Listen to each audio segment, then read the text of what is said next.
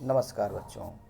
आइए जननी तुल्य वत्सला का दूसरा अनुच्छेद देखते हैं। इसके अनुवाद और व्याख्या के साथ। भूमौ पतिते स्वपुत्रं दृष्ट्वा सर्वधेनूनां मातुः सुरभेः नेत्राभ्यां शुनि आविरासन।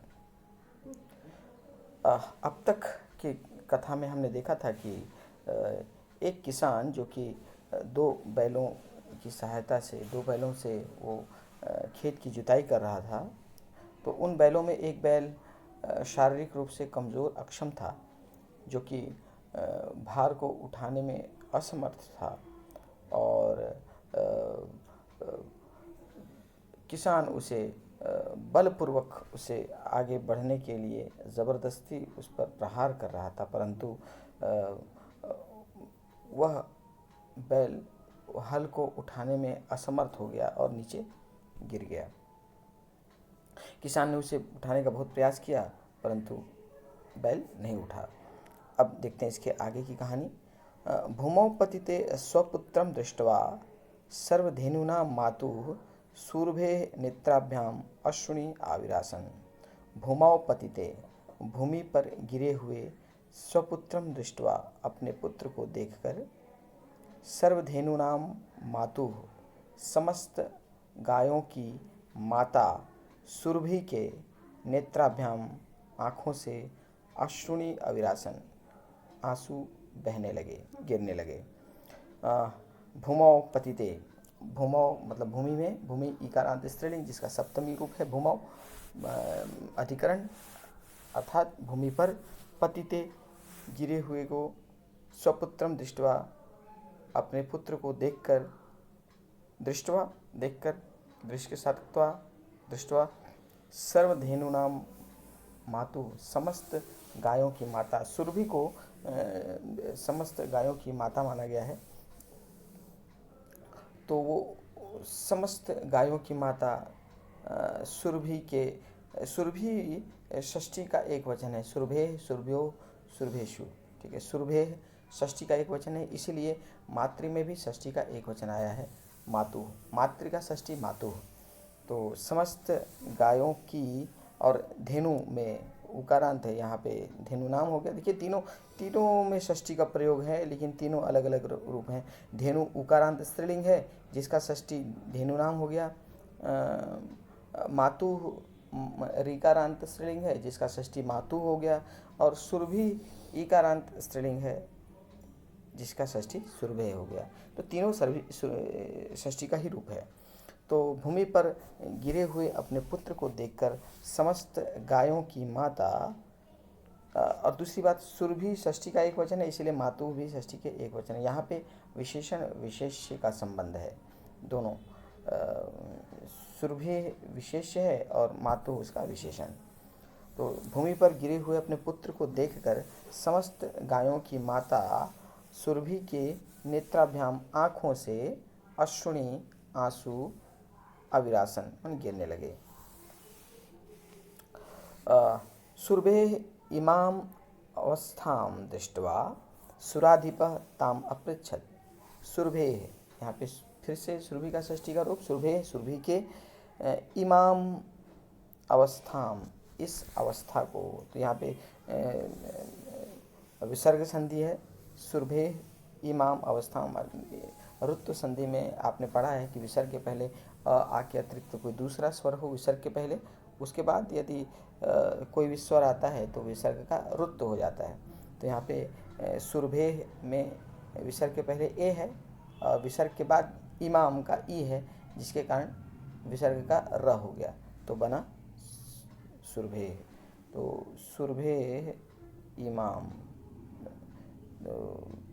सुरभि के इमाम माने इस अवस्थाम, इमाम अवस्थाम, इमाम के म के साथ अवस्थाम का अ जुड़ के यहाँ पे संयोग हो गया है। तो ये है यहाँ पे सुरभे और इमाम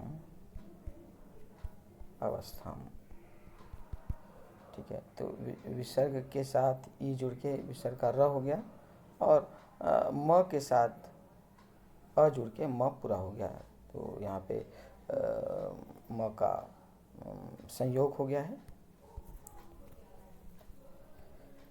तो इमाम अवस्था माने ऐसी अवस्था या इस अवस्था को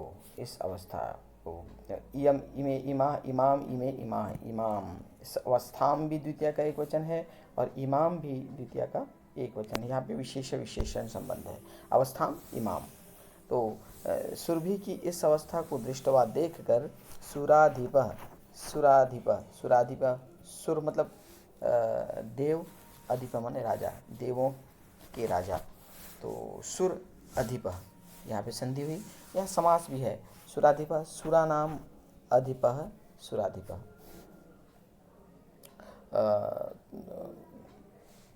ताम अपृच्छत उससे पूछा।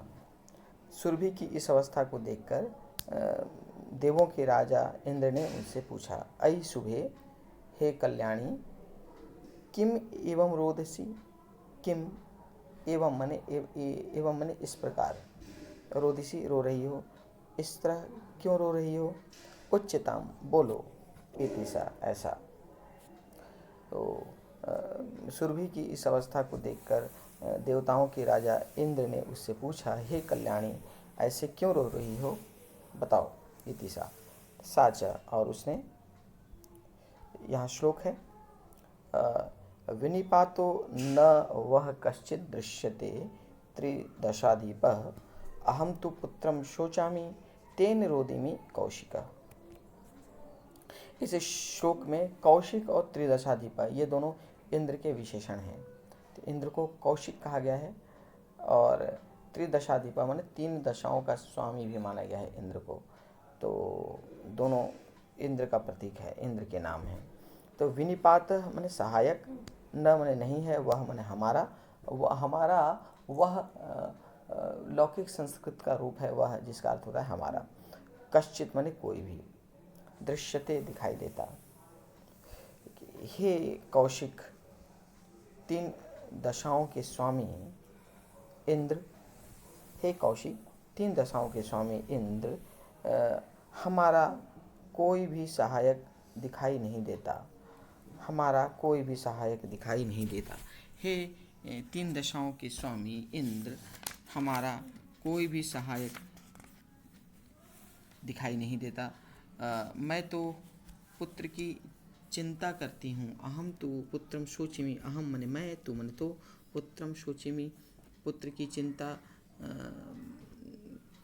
कर रही हूँ।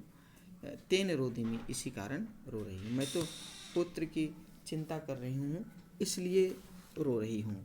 तो हे कौशिक 3 दशाओं के स्वामी, यहाँ कोई भी सहायक नहीं दिखाई देता, मैं तो पुत्र की चिंता कर रही हूँ इस कारण रो रही हूँ। तो उसका कोई सहायक दिखाई नहीं देता। तो ये श्लोक था। आइए इस श्लोक का अन्वय भी देख लें। इसका अन्वय बनेगा कौशिक, कौशिक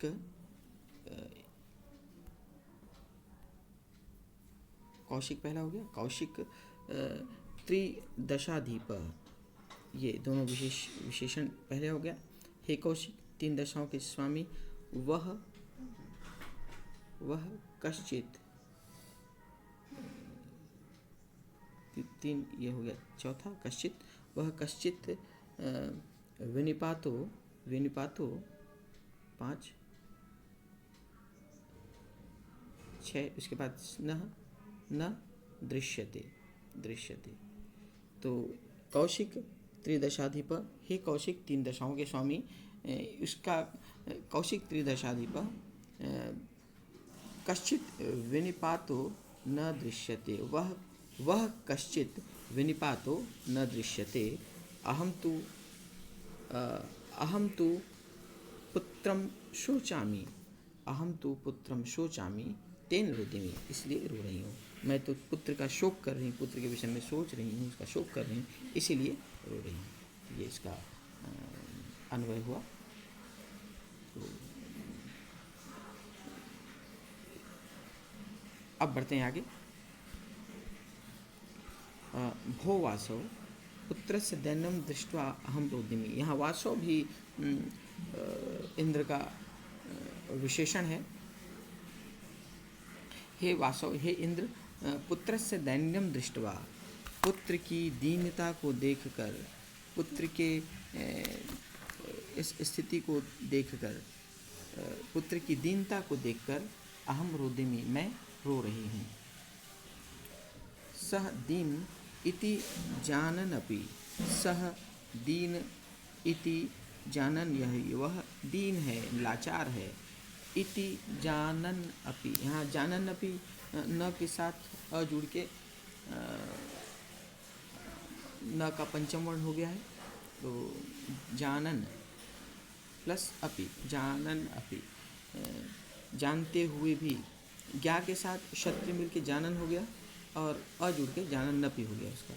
तो वह लाचार ऐसा जानते हुए भी, कृषक किसान तम उस पर, उसको बहुधा पीड़यति, बहुधा मतलब बहुत, पीड़यति माने कष्ट पहुंचाता है। हे इंद्र, पुत्र के दीनता को देखकर मैं रो रही हूँ, वह लाचार है, यह जानते हुए भी किसान उसे बहुत पीड़ा पहुंचा रहा है, उसे बहुत कष्ट दे रहा है। सह कृच्छ्रेण भारम उद्वहति, सह वह, कृच्छ्रेण, कृच्छ्रेण मतलब कठिनाई से, वह कठिनाई से भारम उद्वहति, वह मतलब कि उठाना, उद्वहति माने उठा रहा है, उठा पा रहा है, वह कठिनाई से भार उठा रहा है। इत्रम अपि धुरम वोढ़ुम न शक्नोति, इतरम एव, इतरम एव, इतरम माने दूसरो, इतर माने दूसरा, इतरम एव माने दूसरे के समान, धुरम, धुरम, धुरम कहते हैं जुआ को।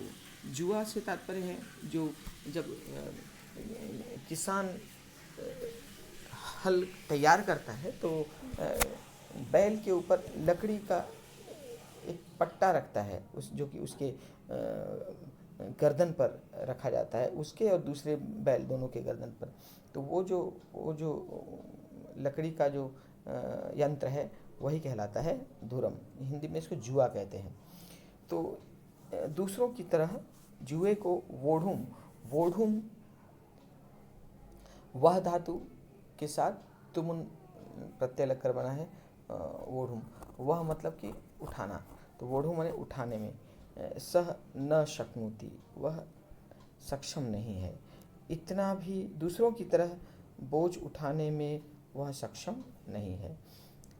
दूसरों के समान जुए के बोझ को उठाने में सक्षम नहीं है। एतत् भवान पश्यति न, एतत् माने यह, भवान माने आप, पश्यति न देख रहे हैं ना, यह आप देख रहे हैं ना। इति प्रत्यवोचत, ऐसा कहा, यह तो आप देख रहे हैं ना, ऐसा वह कहा। ठीक है, यहाँ भवान है, भवान के साथ हमेशा प्रथम पुरुष का प्रयोग होता है, इसलिए यहाँ पे पश्यति आया है भवान होने के कारण। भद्रे नूनम, हे भद्र, बिल्कुल सही है, निश्चय ही। हे भद्र स्त्री, हे भद्र, हे भद्रे, भद्र का प्रयोग होता है किसी को सम्मान देने के लिए, किसी सज्जन को संबोधन के लिए होता है। तो यहाँ पे स्त्रीलिंग है, चूँकि सुरभि से बात हो रही है इसलिए इसने यहाँ पे भद्रे कहा। तो हे भद्रे, हे भद्रे, हे भद्रा, तो हे भद्रे, हे भद्र सुरभि, निश्चय ही। सहस्त्राधिकेषु पुत्रेषु, सहस्त्र मतलब कि हजार, सहस्त्राधिकेषु हजारों से अधिक, पुत्रेषु पुत्रों में, सस्तत्वमपि तव अस्मिन् एव एतादृशे, एतादृशं वात्सल्यं कथम। हजारों से अधिक पुत्रों के होने पर भी, तो सहस्त्राधिकेषु पुत्रेषु, हजारों पुत्रों में भी, हजारों पुत्रों में भी, यहाँ पे जहाँ भी किसी के को निर्धारक होता है वहाँ पर सप्तमी का प्रयोग होता है। कि किसी की तुलना कई में की जाती है, वहाँ पर सप्तमी का प्रयोग होता है। तो हजारों पुत्रों में सत्वमपि माने होते हुए भी, सत्वमपि हजारों पुत्रों के होते हुए भी तब तुम्हारा अस्मिन एव इसमें ही एतादृशम वात्सल्यम माने ऐसा स्नेह, वात्सल्य मतलब स्नेह, हजारों पुत्रों के होते हुए भी तुम्हारा अस्मिन एव माने इसमें ही मतलब उस बैल विशेष के लिए प्रयोग हुआ है। इसमें ही एतादृशम वात्सल्यम ऐसा वात्सल्य, ऐसा स्नेह कथम कैसे है। तो यहाँ पे विशेष विशेषण संबंध है। वात्सल्यम एतादृशम, वात्सल्यम विशेष, एतादृशम उसका विशेषण। तो ऐसा वात्सल्य, ऐसा स्नेह कैसे है। तो सहस्त्राधिकेषु पुत्रेषु, यहाँ भी विशेष विशेषण संबंध है। पुत्रेषु कितने पुत्रों में, हजारों से अधिक पुत्रों में। तो हजारों से अधिक पुत्रों, हजार से अधिक पुत्रों के होते हुए भी तुम्हारा इसमें ही ऐसा वात्सल्य, ऐसा स्नेह कैसे है। इति इंद्रेण पृष्टा, ऐसा इंद्र के द्वारा पूछे जाने पर पृष्टा सुरभि प्रत्योचत, सुरभि ने कहा। ऐसा इंद्र के द्वारा पूछने से सुरभि ने उत्तर दिया, इसका उत्तर दिया। यदि पुत्र सहस्त्रम में सर्वत्र सममेव में, यदि पुत्र सहस्त्रम में सर्वत्र सममेव में दिनस्य तु शतः शक्र पुत्रस्य अधिका कृपा। तो इस श्लोक की व्याख्या हम अगले वीडियो में करेंगे और उम्मीद है कि ये दोनों अनुच्छेद आपको भली भांति समझ में आ गया होगा। मिलते हैं अगले वीडियो में इसके आगे की कथा के साथ।